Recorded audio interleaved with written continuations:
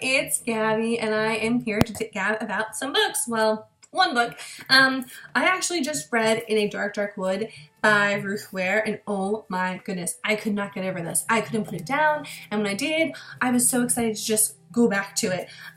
One of the big things about this was it was a debut novel, and I actually wasn't expecting it to be this good. Like I said, I think I did my book haul and this was on it, and I didn't even know what it was about. I just knew that it was going to be a scary book.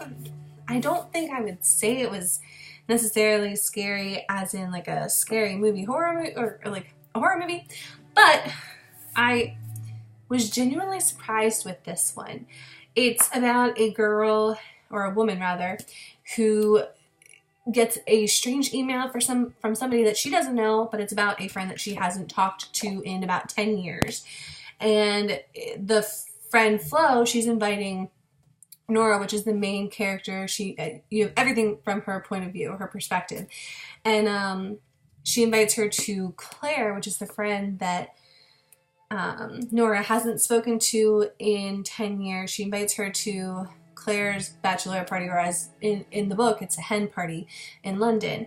And for a few days, she goes back and forth on whether or not she's going to accept, but then she emails another friend who's also invited, and they kind of decide together that they're going to go if the other goes. So they ride together, they get to this, in my mind, I pictured a warehouse with glass everywhere and the houses inside. So kind of like if you've seen Glass House, the movie, that's what I pictured. So there are windows everywhere.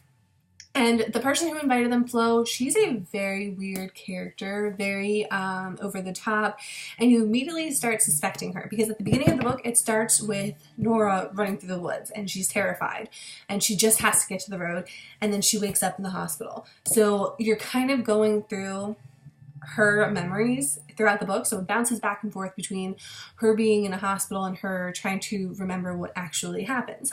So when I picked up the book, I ridiculously started it at 11:30 at night, and I couldn't put it down. Like, seriously, I was up until about 1 o'clock, and I said, oh my goodness, I have to go to bed or I am not going to wake up tomorrow early enough to pack and go away on vacation, which is why this video is coming late. So I took this book with me to vacation, and I think I spent the entire first day on vacation outside on the balcony, which instead of sitting outside in the sun reading, I sat in the balcony reading this. And then when I finished it, I literally just closed it and said, oh my goodness, this was such a great book. Because it is. It really pulls you in, it captures your attention, and you're sitting there with Nora, which is the main character again, and you're trying to figure out, okay, what is going on? What happened at this bachelorette party or hen party, and am I to blame? And that's what she's going through, the details, because at some point, I'm not going to say what happens drastically, but somebody does get shot. So it turns into kind of a who did it mystery, a who done it.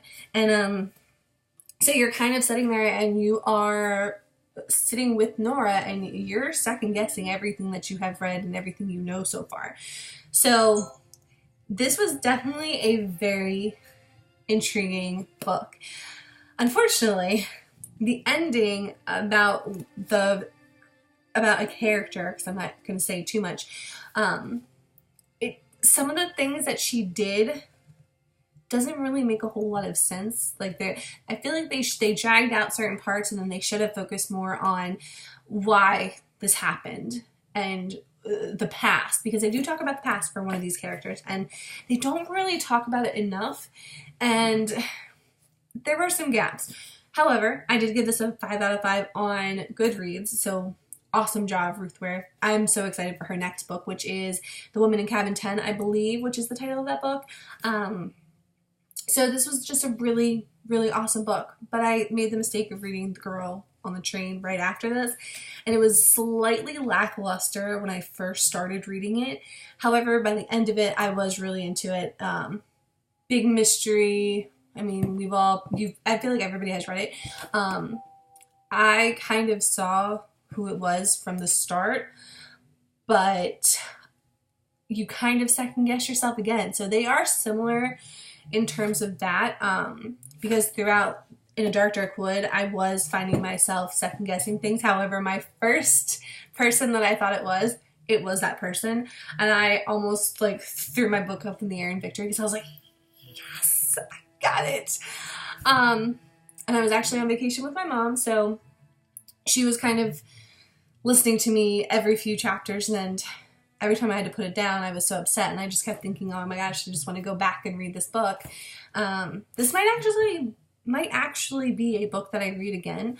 I don't ever reread books, but this one was just so good that I almost want to go back and see if I can find any other details or clues about it. So, I mean, if you haven't read it yet, or if you haven't even heard of it, it's called In a Dark, Dark Wood by Ruth Ware. It is amazing. The dialogue is just, everybody's suspicious. I mean, you don't know who to think it is. I mean, eventually you're just with Nora and you're like, oh, I don't even know what's going on. So if you haven't read it, read it eventually, hopefully soon. If you're one of those people who have to read these type of books closer to October, which I totally get because we want to be freaked out a little bit more, read it around October time. It's a great read. Probably wasn't the best choice for a beach read. However, it fit because this way I don't think I would have been able to handle this at night reading by myself. Instead, I was on a balcony reading it and it was fine. So if you haven't read it, figure or try to decide adding it to your bookcase.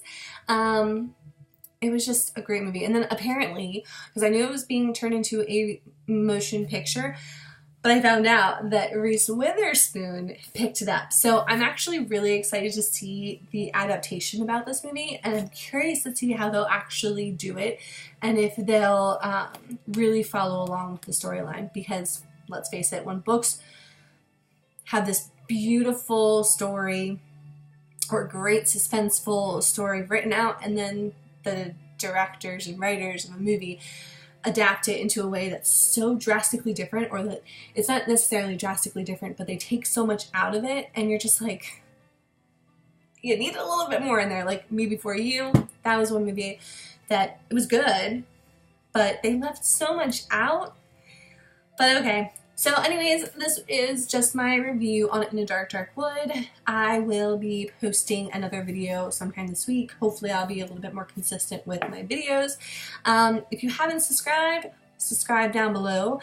There are going to be some giveaways, not anytime soon, but I know this is like ambitious thinking, but if I ever hit 100 subscribers, that would be my first, and then every like 100 maybe I would do a giveaway. Because I do have 2 books that I bought and I didn't realize I had duplicates of, so I need to give them to somebody, or they're going to the book thing, which is in Baltimore. So anyways, that's all I'm gonna gab about, so enjoy it.